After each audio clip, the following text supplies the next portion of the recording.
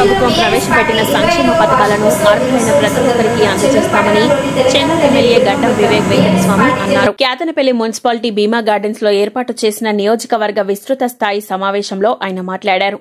Party బలోపేతానికి కృషి చేసిన ప్రతి కార్యకర్తకు సముచిత స్థానం కల్పిస్తానని హామీ ఇచ్చారు. మన ప్రభుత్వం గురించి మనము సరైన పోస్టు పెట్టుకునేది అవసరం. అయితే వీళ్ళు ఏదైతే దొడ్డు బియ్యం అని అన్నారు, ఈరోజు అందరూ కూడా సంతోషిస్తున్నారు. సార్ మాకు అందరికీ సన్న బియ్యం వస్తుంది, మంచి కార్యక్రమం రాష్ట్ర ప్రభుత్వం తీసుకున్నారు. అంటే ఈ రెండు కార్యక్రమాలు, సన్న బియ్యము రైతులకు 500 రూపాయల బోనస్, సన్న బియ్యము మనకు ఏదైతే ఒక్కొక్కరికి 6 కిలోల బియ్యము రాష్ట్ర ప్రభుత్వం ఇస్తుంది. కొందరేమో బీజేపీ నాయకులు అందరూ కూడా మన్మోహన్ సింగ్ ఫోటో ఉండాలి, మోడీ ఫోటో ఉండాలి అని చెప్పి బీజేపీ నాయకులు అందరూ కూడా చెప్తున్నారు. కానీ వాళ్ళు మర్చిపోతున్నారు, ఈ సన్న బియ్యంలో మన రాష్ట్ర ప్రభుత్వము సుమారు 13,000 కోట్ల రూపాయలు, ఎన్ని వేల కోట్ల రూపాయలు? 13,000 కోట్ల రూపాయలు రాష్ట్ర ప్రభుత్వము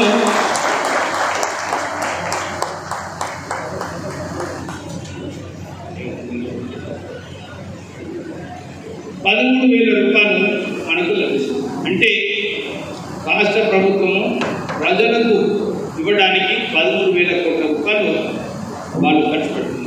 ఇది మీరు తీసుకోవాలి.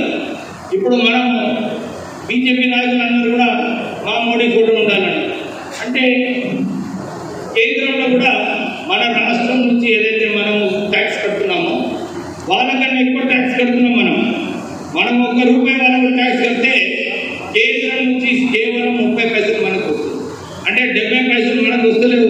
కానీ యూపీలో వాళ్ళు రూపాయి ట్యాక్స్ కడితే అక్కడ 100 రూపాయలు 40 పైసల స్కీమ్స్ అక్కడ ఇంప్లిమెంట్ చేస్తుంది కేంద్ర ప్రభుత్వం. అంటే కేంద్ర ప్రభుత్వం స్కీమ్లో మన ఫోటో కూడా ఉండాలి, మన ముఖ్యమంత్రి ఫోటో ఎట్లా ఉండదు. అందు గురించి ఇక్కడ మనం ఖర్చు పెడుతున్నాము. రాష్ట్ర ప్రభుత్వము సన్న బియ్యం పైన ఖర్చు పెడుతుంది. అందుకోసానికి ఈ క్రెడిట్ మన రాష్ట్ర ప్రభుత్వం కోవాలి. ఇప్పుడు మన ఇంద్రమ్మ ఇల్లు కూడా మనము ఎన్ని రూపాయలు ఇస్తున్నాము? 5 లక్షల రూపాయలు ఇస్తున్నాము ఒక్కొక్క ఇంద్రమ్మ ఇల్లు. సో దీంట్లో కూడా రాష్ట్ర ప్రభుత్వమే ఎక్కువ నిధులు ఖర్చు పెట్టి మనందరికీ ఏదైతే ఇంతకుముందు నుంచి ఎదురు చూస్తున్నామో మనకి ఇంద్రమ్మ ఇల్లు రావాలి. ఎక్కడనే కేసీఆర్ మనందరికీ ధోకా చేసి ఇస్తానని చెప్పి ఒక డబ్బులు పెట్టుకుని ఇల్లు కూడా ఇవ్వలేదు. సో మనం ఇవన్నీ విషయాలు మనం ప్రజల దగ్గరికి తీసుకెళ్లేది అవసరం. మీరందరూ కూడా గమనించాలి. మన రాష్ట్రాన్ని ఇంతకుముందు చాలామంది అంటున్నారు, అరే మీరు ఎన్ని ప్రామిస్ చేసినారు ఏమలేదు అని అంటున్నారు. కానీ తప్పు. అన్నీ ఒకటేసారి కావు. మనకు 5 సంవత్సరాల గురించి గెలిపించినారు. 5 సంవత్సరాలలో మనం ఏదైతే మాట ఇచ్చినామో అన్నీ కూడా పూర్తి చేయడానికి రాష్ట్ర ప్రభుత్వం పనిచేస్తున్నారు. మనము ఇదే చెప్పాలి. కేసీఆర్ గారు అసెంబ్లీలో స్టేట్మెంట్ ఇచ్చిండు. ఏమని ఇచ్చిండు?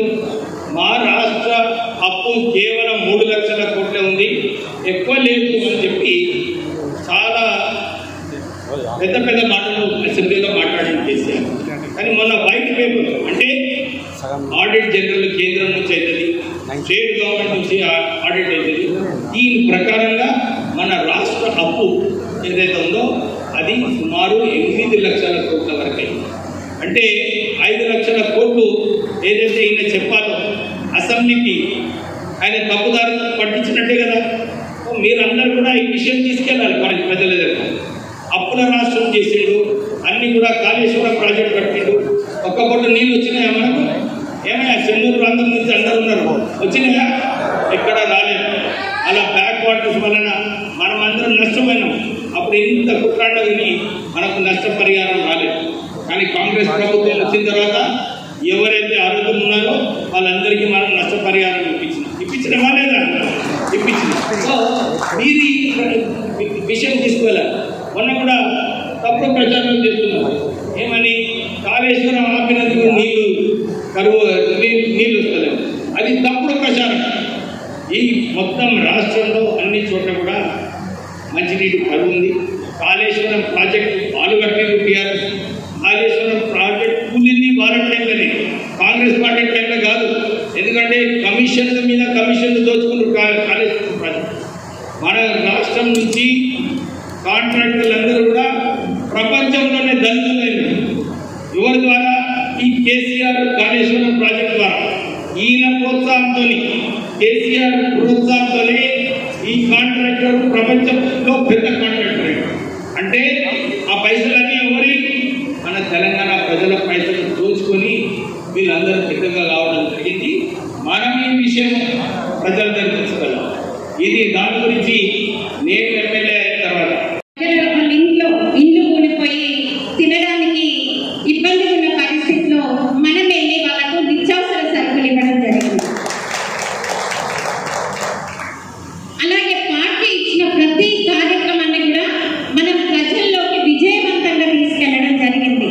దాంతో ప్రజలకి మన పట్ల అంటే కాంగ్రెస్ పార్టీ పట్ల ఒక సానుకూల దృక్పథం అనేది ఏర్పడింది. అంటే టీఆర్ఎస్ వాళ్ళు ఏం పని చేయట్లేదు, కాంగ్రెస్ కి అవకాశం ఇచ్చి చూద్దాం, కాంగ్రెస్ వాళ్ళు ప్రజలకు అందుబాటులో ఉంటారు, ప్రజా సంక్షేమం కోసం పనిచేస్తారు అన్న ఒక మనం సానుకూల దృక్పథాన్ని ప్రజల్లో నుండి మనం తీసుకొని రాగలిగాం. అందుకే అంటే ఇక్కడ ఉన్న ప్రతి కార్యకర్త కూడా నిజంగా సల్యూట్ చేయాలి. ఎందుకంటే రాష్ట్రం మొత్తం అంటే మన ముఖ్యంగా మనం ఒక ఉమ్మడి ఆదిలాబాద్ జిల్లాకు వస్తే 4 నియోజకవర్గాలు, ఇక్కడ అసెంబ్లీ నియోజకవర్గాలు గెలిచిన ఇక్కడ ఎమ్మెల్యేలను మనం గెలిపించినామనంటే అది మీలో లాంటి కార్యకర్తల వల్లే అది సాధ్యమైంది.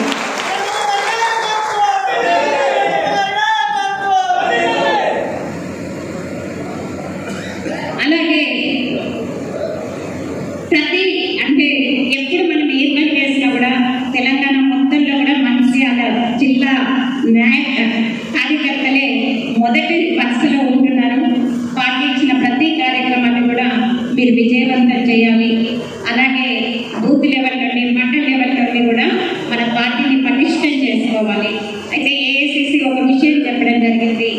ఎవరైతే 2017కు ముందు నుండి కాంగ్రెస్ జెండా పట్టుకొని కొట్లాడుతున్నారో వాళ్ళకే ఈసారి పార్టీ పదవులలో అవకాశం ఇవ్వాలని చెప్పేసి ఏఐసిసి భావిస్తుంది. ప్రతి ఒక్కరు కూడా మీ మండలాల నుండి ఎవరైతే ప్రెసిడెంట్ అంటే మండలాధ్యక్షులు ఉండాలనుకుంటున్నారో వాళ్ళు బ్లాక్ ప్రెసిడెంట్స్ ఎవరు ఉండాలనుకుంటున్నారో దయచేసి మీ బయోడేటా మాకు పంపించండి. అది పిసిసికి పంపించడం జరుగుతుంది.